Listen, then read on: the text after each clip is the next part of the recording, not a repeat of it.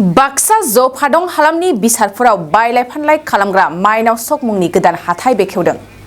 ओनसोलनि आबादारिफ्रा गाव गावनि मावनाय आदबखौ साखाथियावनो फाननो हानाय बायदि आरो ओनसोलनि सुबुंफ्रा नांगौ मुवाखौ साखाथियावनो बायना लानो हानाय बायदि गोदानै बायलाय फानलाय खालामग्रा हाथाय बेखेवदों।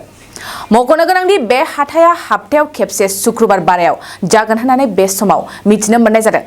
दिनै शुक्रबार बारायखालि हाथाय खालामनायजों बे गोदान हाथाइसालिखौ बेखेवनानै होयो बाजार कमिटिनि आफादगिरि भलन बर'आ। जोङो बे जायगाया जादों जफानि एखेबारे गेजेर जायगा, जफा ओनसोलनि माने मेइन सिंसिनबाबो गोरोन्थि जाया। दा बे जायगानि मुङा जादों बिसारपुर माइनाव सक बाजार। जफा दं ब्रेकेटआव, जफा दं ओनसोलनि गेजेर नालाय। दा बेयाव जोंहा जोंनि उद्देश्यआ बेनो आरो जोंनि दुखुआ बेनो, जफा ओनसोलाव खोलाखिबो मोनसे बाजार जाबाय, पलासि बाजार होननाय, साहाखिबो मिलन सक बाजार होननाय मोनसे बाजार खालामबाय।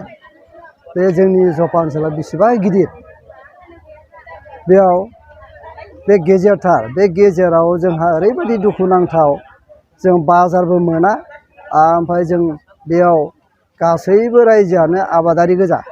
बेयाव साखरियाल गैया, कुनु माने गोरों मानसि गैया।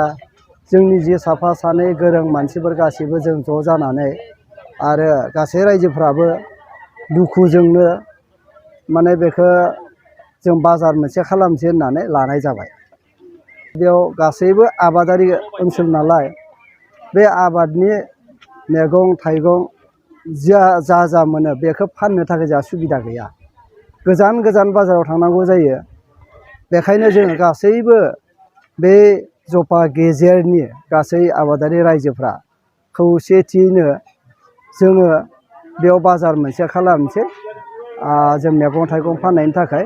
आरो भबिष्यतआव जोंहा जुदि मायबा मोनसे बिदिनो जौगालांनो हायोब्ला, जौगाहोनो हायोब्ला जोंनि इयुन जोलैफोरा, जों बे सिमांखौ लादों।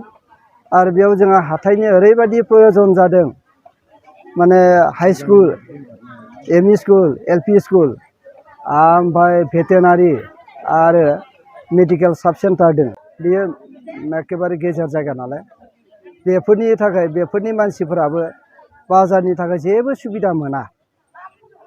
मब्लाबा साहा थाहा लोंनो, माबा मोनसे लोंनोबो जेबो सुबिदा मोना। बेखायनो जों बेखौ गासैबो बे आबादारि रायजोफ्रा सिन्था खालामनानै जोङो बाजारखौ थांनाय 26 मे शुक्रबार तारिखखौ लानानै जोङो खालामनाय जादों। बेवहाय मा बायलाय फानलाय जादों? बेवहाय जोंहा दा जों जिहेथु आबादारि गोजा होनना बुंखादों, जों गासैबो आबादारि गोजा। बे जायगायाव जोंनि जिखिनि आबादाव मोननाय मैगं थाइगं गासैखौबो जोङो, आरो ना बेदर बेफोरखौथ' जोंनो नांखागौ, दाउ अमा।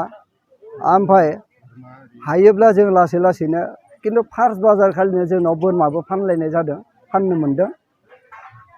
थिग बेबादिनो जों फिसा फिला जोंनिफ्राय ओंखारनाय मालफोरखौ जों फाननाय बायनायखौ लुगैदों आरो। सप्तायाव खनबेसे जायो? सप्तायाव जों खेबसेल' लादो दासान्दि। मा दिनखालि जायो? शुक्रबार। रायजो राजाखौ मा खावलायनो सानो? रायजो राजाखौ जों बेखौनो खावलायनो सानदों जे जोंहा जिहेथु गासैबो आबादारि रायजोफोर, जोङो मैगं थाइगंखौ बेयावनो फानलाय बायनायखौ खालामनो खावलायबाय। आरो बेबादिनो जोंनि रायजोफ्राबो दिनै खेबथामाव इसिबां जादों आरो फार्स्ट खालिथ' बारा जादोंमोन, एसे उद्बोधन खालामनाय हिसाबै गासै रायजोफ्राबो फैदोंमोन। खिन्थु दा आरो दैज्लां बोथोर, खामानि दामानियाव बेस्थ', बेखायनो एसे खम जादों दिनै। खिन्थु बेनिख्रुइ बारा जागासिनो जोंहा।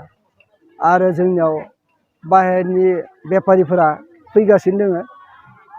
बेवहाय मैगं थाइगंनि मेइन जायगा नालाय, बे मैगं थाइगं लांनो थाखाय बाहेरा जायगानि जेरै नलबारि, टिहु, पाठशाला, थिग बेबादि जोंनि बिटिसिनि बाहेरनि बेफारिफोराबो फैगासिनो दङ। मोनसे गोजोनथाव खौरां। 2023-24 सोलोंथाइ बोसोरनि थाखाय 11-12 थाखोनि गोदानै मुं थिसननाय लानानै फैदों बाक्सा जिल्लानि सालबारि बाजारनि साखाथियाव थानाय सेन्ट जेभियार्स इंलिश स्कुला।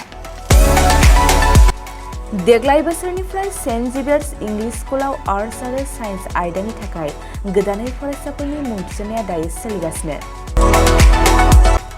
बे फरायसालियाव मुं थिसननाया बेसेन नाङै जागोन आरो डेभेलपमेन्ट फिसा 1000, दानफ्रोमबो टिउसन फिसा 1500 रांखौ फरायसानिफ्राय लानाय जागोन। बेजों लोगोसेनो जायफोर फरायसाया मेट्रिकआव 90 जौखोन्दोनि बांसिन मोननाय आरो बिपिएल कार्ड थानाय फरायसाया बेसेन नाङाजासेनो मुं थिसननो हागोन। बबेखानि 80 जौखोन्दोनिफ्राय बांसिन नम्बर लानानै उथ्रिनाय आरो बिपिएल कार्ड थानाय फरायसाफ्रा मुं थिसननायाव 50 जौखोन्दो फ्रि जागोन। बेबादिनो उननि जौखोन्दो लानानै उथ्रिसारनाय आरो बिपिएल कार्ड थानाय फरायसाफोरनो रेहाय होनाय जादों। लोगोसे बे फरायसालियाव फरायसाफोरनि थाखाय हस्टेलनि खाबुबो दं। गोसो गोनां फरायसाफ्रा सेन्ट जेभियार्स इंलिश स्कुलाव 11-12 थाखोनि गोदानै मुं थिसननायनि बागै आबुं बाथ्राखौ मिथिनोब्ला नैबे मबाइल नम्बर 9954427791 आव थोंजों सुलाद लानो हागोन।